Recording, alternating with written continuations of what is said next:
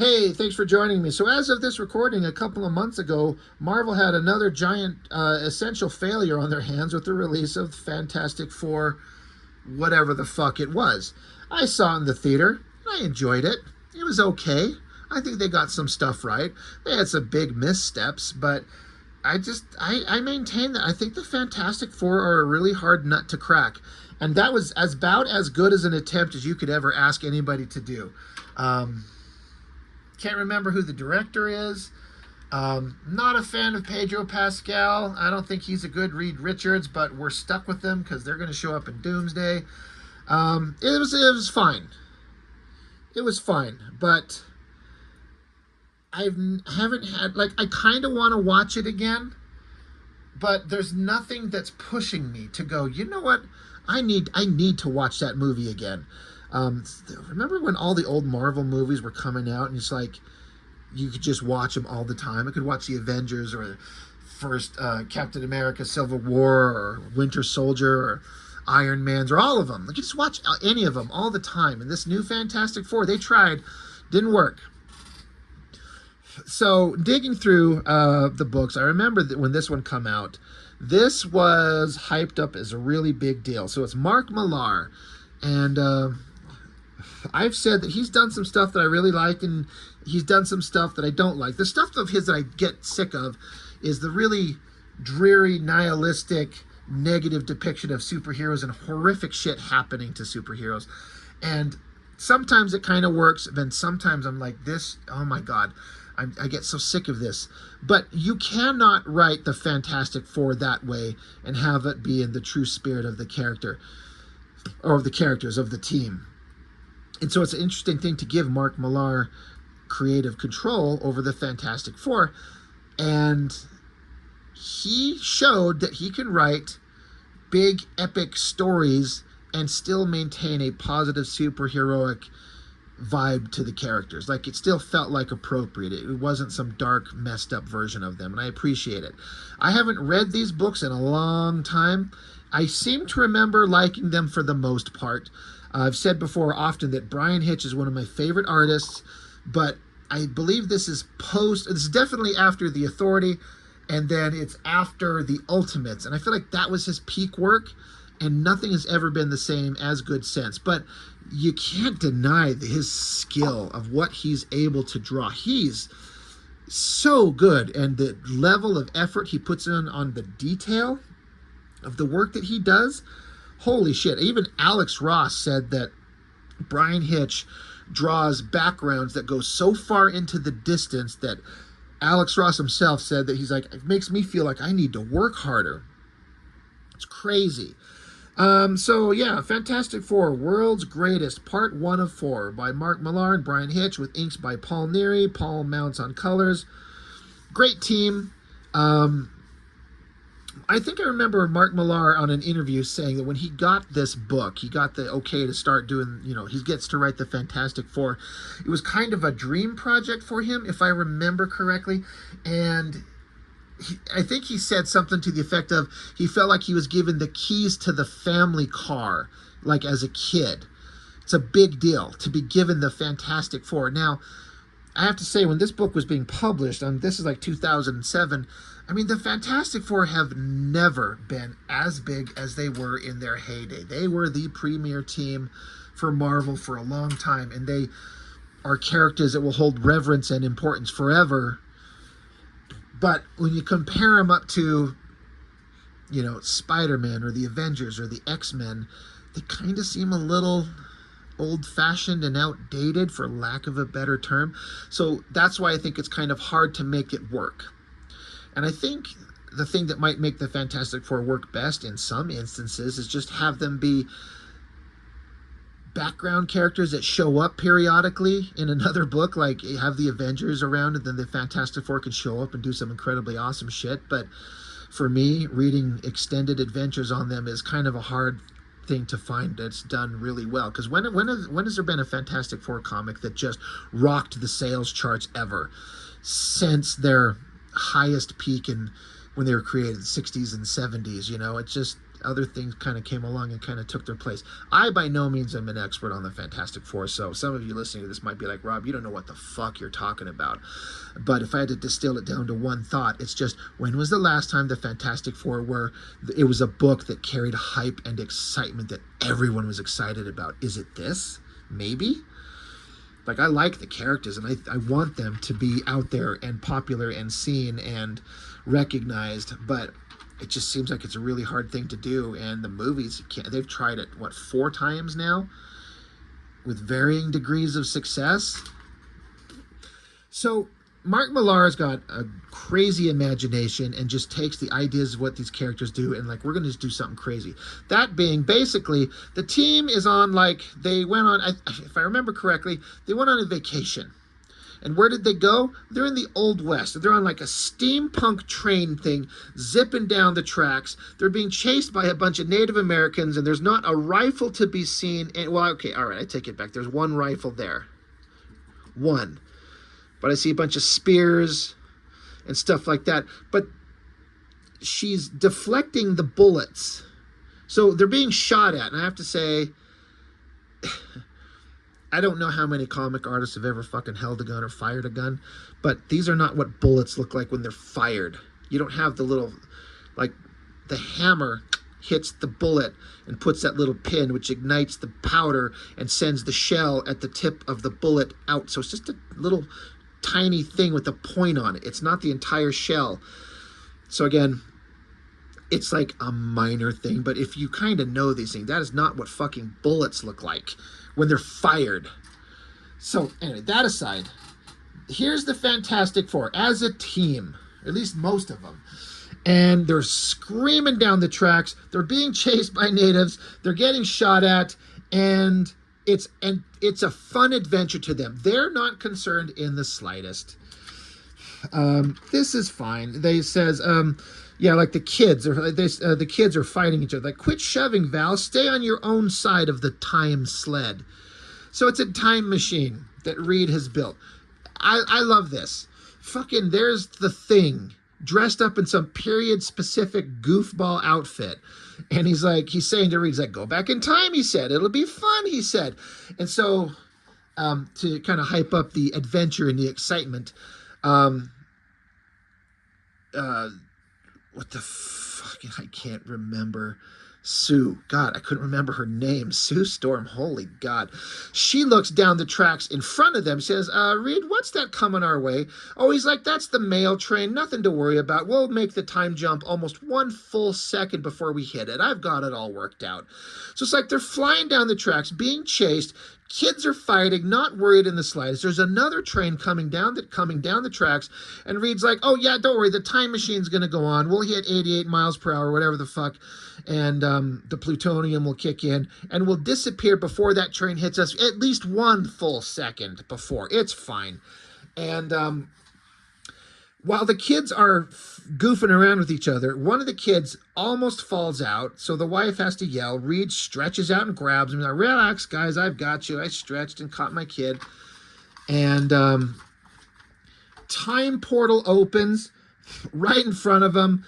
And he says, now everyone hold tight. This is going to feel just like it felt when we rescued Ben from 1682. And then time portal opens. The mail train that's coming towards them goes zipping by that way. The Fantastic Four crew is gone. Time portal opens in the Baxter building. Boom! There's the time sled. Crashes into some barriers to stop him. Ben goes flying off the train, over some railing, smashes through the floor. He's on the ground in a ridiculous outfit, and there's Johnny. Johnny Storm didn't go with them. He's there. He's like, dude, should I even ask? That is how you start a fucking Fantastic Four movie. I mean, again, this is a comic, but can you imagine if this was the start of the story? Now, in the movie, they always want to have to, like, set up the characters. We're seeing them for the first time. We have to have an origin. Where'd they get their powers from? We have to meet each other. I feel like fucking origin, just start out the story with this. Just do this. Can you imagine this? Just a old Western timepiece, sepia toned, zipping down the tracks, getting shot at, kids falling off the tracks, time portal, missing everything, and they come back, crazy, daring, scary stakes, And it's just a day in the life of these adventurers with the world's smartest man and characters with all these powers. And they were just on a family vacation having the time of their life. That's how you should start a movie. That right there would work. But yeah, Johnny didn't go. So, of course, we're going to have the standard kind of like bickering back and forth. The family dynamic. It's cute. They talk. They go back and forth. And again, it's all well written. There's all kinds of adventure stuff going on. Johnny's got to get out of there, so there he goes zipping down the streets. Where Sue Storm's saying, she's like, oh my God, I just realized that my little brother is Paris Hilton, because he's on his way to go meet with his manager, because they're famous. They're celebrities, right? And so, they're chit-chatting. There's, Reed and Sue having, husband-wife moment. It's cute. Like, we're establishing kind of like the relationship that they're in. Everything's kind of, I don't like the idea of a Fantastic Four having internal conflicts on a major scale that breaks up the team. And if it does, it should happen like once, and that's it. These guys should always be together. Reed and Sue should always be together. They should always be in love. To me, it's like Lois and Clark. It's like Peter and MJ. There's certain characters that should just always be together, and you don't ever fuck with it. Have a power couple that always exists in comics, and it's them. So then Reed, he needs a ride somewhere. He says, any chance of you doing a solid for the guy you disfigured in that cosmic ray accident? And Reed just kind of looks off to the side, all right, fire up the Fantastic car. And Ben's like, awesome. So a little bit later, getting into some other characters, it's a whole comic introducing all kinds of characters and ideas. They're going down to Ben's old school, and I guess they're expecting the Fantastic Four to show up and, teach the class and show interesting stuff. So they show up 2 hours later. So we got Reed teaching a class. He's like, all right, we spent an hour on the physics of my anti-galactus suit, but now we're going to look at the practicalities of operating such a machine, talking about all the shit that's interesting and fascinating to him. And it's probably really boring as shit, and it kind of fits the character. And you can see that all the kids are bored out of their mind. So Ben, he's had enough. He's like, fine, fuck this. He gets up, interrupts, said, who wants to go play the Fantastic Car? And all the kids are like, yay, me, which is cute. So get a giant double page spread of Ben Grimm holding the Fantastic Car up, looks like a flying bathtub, and all the kids are in it, and they're having a great time. Fun, lighthearted, adventure stuff. It works. It's great. And again, look at the work that Brian Hitch puts into every page. Like, he doesn't skimp anywhere. Great shot of her face there. I'm going to guess, I think Brian Hitch relies very heavily on photo reference, and some backgrounds are probably photo traced. I don't care. Doesn't bother me. Looks great. So, more character stuff, just all kinds of characters. Look at the backgrounds everywhere. Just full background. Like, you get couches, tables, and then a fireplace and a wall with like books and whatever, and then artwork, and then going back into the distance, there's staircases. Like, it's just distance, the distance in the background that Brian Hitch puts into these. It's just kind of mind-boggling to think how some artists can like picture this and illustrate it and make it kind of, it feels like it's so complicated if you don't know how to do it. But character stuff, Reed ends up meeting up with one of his old friends from school. And this is where the kind of the big story is going to start coming together for this run.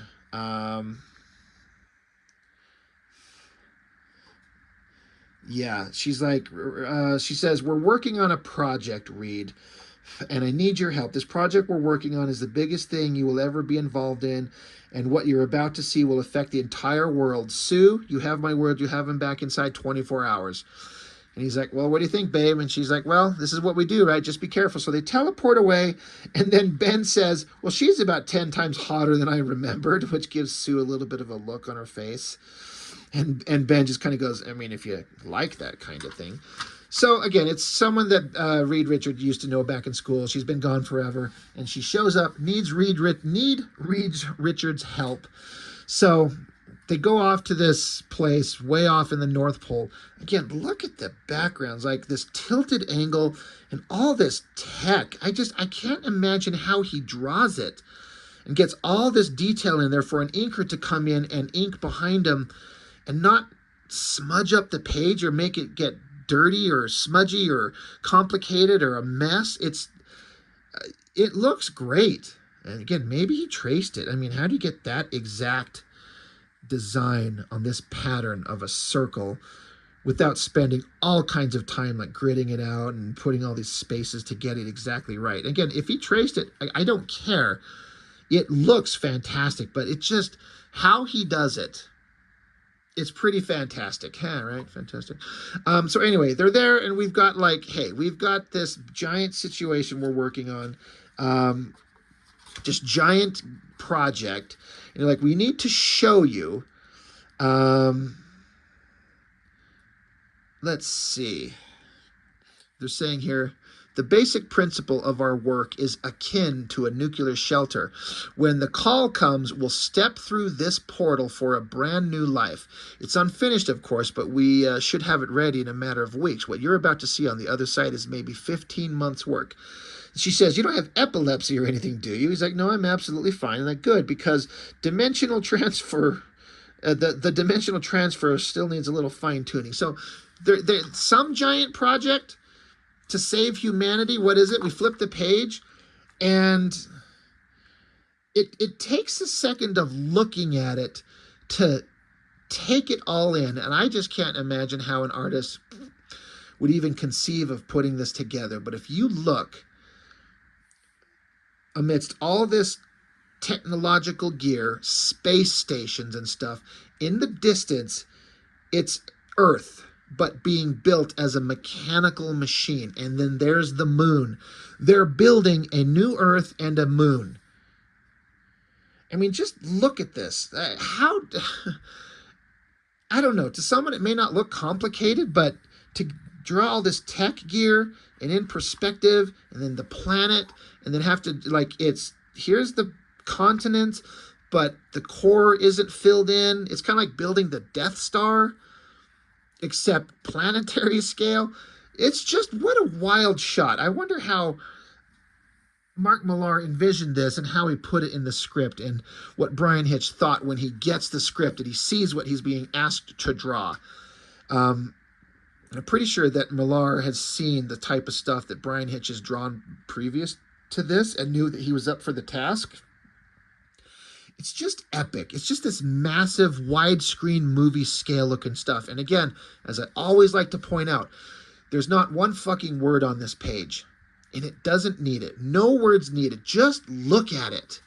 Just live in awe of the moment of the visuals. We don't need text boxes everywhere covering it, telling you a bunch of shit that's unimportant.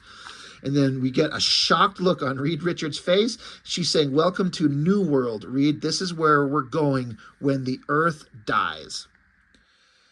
So like, holy shit, that's some big, crazy, epic scale sci-fi concept stuff, which I have not read the original run of the Fantastic Four. I mean, everyone says the best version of everything is the first 100 issues by Stan and Jack, and the concepts that they introduce in all those books and the adventures is just considered some of the best science fiction, action, adventure, superhero comics ever created. It's for its time, and the storytelling, I'm sure, is of its time, and reads a little bit differently now than it would then. But this sure feels like it's in the same vein, like the same idea. Wild sci-fi concept, starting with the team being on an adventure, a vacation out of time, and then they're a family dynamic, and there's some crazy stuff going on, and there's a whole nother world being built just in case our Earth dies and fails. They have somewhere to go. It's unbelievable in scale and concept, but they're just doing it because it's a comic book. Big sci-fi craziness. It's pretty shockingly interesting. There's an interview with Mark Millar. Let's see. It says, your partner in crime, Brian Hitch. Of all the artists you have worked with, why Hitch on Fantastic Four? He says, the same two reasons I wanted him on the Ultimates. First, he's the best in the business, bar none. He's just the greatest artist of his generation, and I can't believe my luck to have him on another project. Secondly, this is my weird answer because he brings the same realism to superheroes as John Buscema, and the Buscema reprints were my introduction to the Fantastic Four as a kid. When I think of Reed, it's his version I see. They ask him, who's your favorite character for Brian Hitch to draw? He says, I love his Baxter building, if that doesn't sound too odd. Together with Paul's colors, it really looks like an actual place. I want to live there. So, again, I like Millar. He's positive. He's fun. He wants to make comics interesting and awesome and epic and for everybody, whether you like him or not. You know, it's one of those guys where I feel like you have to respect kind of what he's done and his kind of approach to comics. He's written some really big stuff and a lot of success. So yeah, it's the Fantastic Four. It's never been my go-to favorite anything, but with the right writer and the right ideas in mind, it can work. And as a starting issue, it's pretty good. It works pretty well. And I don't know, what more could you want? It's not my favorite thing ever. It's not my favorite team.